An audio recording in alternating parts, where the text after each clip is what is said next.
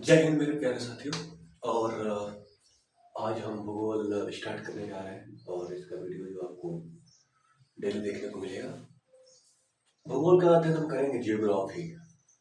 Geography शब्दों से मिलकर बना हुआ है। जियो यानी कि पृथ्वी, ग्राफी यानी कि अध्ययन, यानी पृथ्वी का अध्ययन ही भूगोल कहलाता है। भूगोल का अध्ययन हम यहाँ पे दो भागों में करेंगे, एक भारत के भूगोल के संदर्भ में और विश्व के भूगोल के संदर्भ में। क्योंकि मैं ये जो सीरीज लाने वाला हूँ क्लासों की, वो भारत के भूगोल के संदर्भ में होगी, इसलिए मैं भारत के भूगोल से स्टार्ट कर रहा हूँ। भारत का भूगोल यानी इंडियन ज्योग्राफी।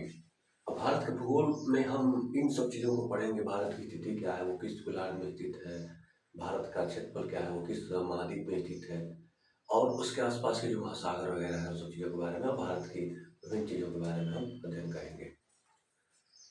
भारत जो है एशिया महाद्वीप में स्थित है। एशिया महाद्वीप में आने से पहले, इसके बारे में जानने से पहले हम थोड़ा सा यहाँ फोकस करेंगे। ये हमारी पृथ्वी है। हमारी पृथ्वी जो है वो 7 महाद्वीपों और 5 महासागरों से मिलकर बनी हुई है। उन 7 महाद्वीपों का नाम आप जानते हैं: एशिया, अफ्रीका, उत्तरी अमेरिका, दक्षिणी अमेरिका, अंटार्कटिका, यूरोप और ओशियाना। ओशियाना महाद्वीप को हम आमतौर पर ऑस्ट्रेलिया महाद्वीप के नाम से भी जानते हैं, क्योंकि ऑस्ट्रेलिया जो देश है वो ओशियाना महाद्वीप का सबसे बड़ा देश है। न्यूजीलैंड भी इसी में शामिल होता है। उसके अलावा 5 महासागर भी है पृथ्वी में। लेकिन हम यहाँ पे भारत देश का अध्ययन करें, उससे उसके जाने से पहले हमें एशिया महाद्वीप के बारे में जानना होगा, क्योंकि एशिया महाद्वीप में ही भारत स्थित है। एशिया महाद्वीप के बारे में ज्यादा डिटेल में तो मैं इसमें नहीं बताऊंगा, क्योंकि वो हमारा वर्ल्ड जियोग्राफी का, विश्व के भूगोल के अंतर्गत तो उसका विषय है। इसमें हम सिर्फ ये जानेंगे कि एशिया जो महाद्वीप है, उसके साउथ एशिया भाग को भारतीय उपमहाद्वीप के नाम से जाना जाता है। और भारतीय उपमहाद्वीप में एशिया महाद्वीप दक्षिण भाग को भारतीय उपमहाद्वीप कहा जाता है। इसमें कुल 7 देश है। अगर आपसे क्वेश्चन पूछे कि भारतीय उपमहाद्वीप किसे कहा है, किन भारतीय उपमहाद्वीप में किन किन देशों को शामिल किया जाता है, तो कुल 7 देश हैं: भारत, पाकिस्तान, बांग्लादेश, इसका पड़ोसी नेपाल, भूटान, श्रीलंका और मालदीव। ये दोनों जल से सीमा बनाते हैं भारत के साथ, और बाकी सब देश जो है वो स्थल से सीमा बनाते हैं। यहाँ पे एक टॉपिक है, भारत उत्तरी पूर्वी गोलार्ध में स्थित है। इसका क्या तात्पर्य है?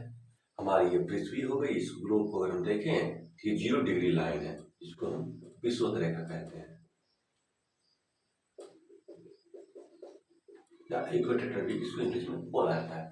तो 0 डिग्री लाइन के ऊपर नॉर्थ, इधर साउथ, इधर ईस्ट और वेस्ट। तो भारत की जो स्थिति है, अक्षांश स्थिति के बारे में जो हम पढ़ेंगे नेक्स्ट वीडियो में, तो भारत की जो स्थिति है वो अक्षांश दशांश के हिसाब से उत्तर में और ये पूर्वी भाग में स्थित है। इसलिए हमें भारत को उत्तर पूर्वी गोलार्ध में स्थित कहा जाता है। भारत की बात करें तो भारत में वर्तमान में 28 राज्य और 8 केंद्र शासित प्रदेश है।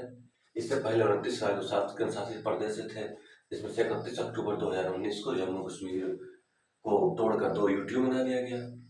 ये जम्मू कश्मीर जो था,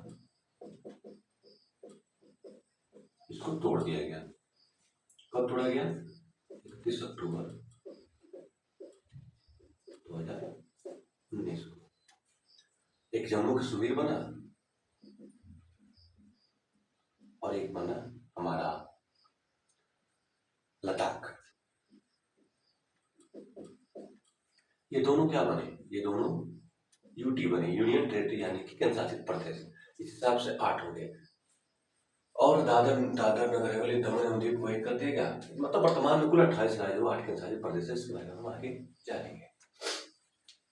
तो हमने पढ़ा कि भूगोल के अंतर्गत हम जियो यानी कि पृथ्वी, ग्राफी यानी कि अध्ययन करते हैं। भूगोल के अंदर पृथ्वी का अध्ययन करते हैं, और पृथ्वी का जो अध्ययन भूगोल कहलाता है।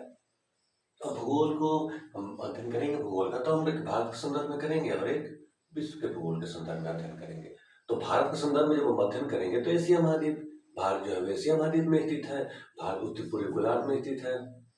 अब एशिया महाद्वीप में जानेंगे तो हम ये जान लेते हैं यहीं पे कि पृथ्वी में कुल 7 महाद्वीप, जो कि वर्ल्ड ज्योग्राफी का हिस्सा है, उसको डिटेल में पढ़ेंगे उसमें। और 5 महासागर है, ठीक है। तो एशिया महाद्वीप के भारत स्थित है, और भारत का जो दक्षिण एशिया महाद्वीप का दक्षिणी भाग है वो साउथ एशिया का नाम जाना जाता है, जिसे भारतीय उपमहाद्वीप भी कहा जाता है। जिसको अखंड भारत वगैरह इतिहास में आप काम करते पॉलिटिकल एजेंडे में आपने देखा होगा। तो 7 कुल देश आते हैं भारतीय उपमहाद्वीप में। अब हम यहाँ पे देखें तो मैंने लिखा है कि भारत, ये भारत का एक नक्शा है जिसको आप मान सकते हैं, हालांकि मेरी ड्राइंग उतनी अच्छी नहीं है। तो भारत का क्षेत्र 32,87,263 किलोमीटर स्क्वायर है, जो कि विश्व के क्षेत्रफल का 2.4% है। क्षेत्र के अनुसार भारत का विश्व में 7वां स्थान है।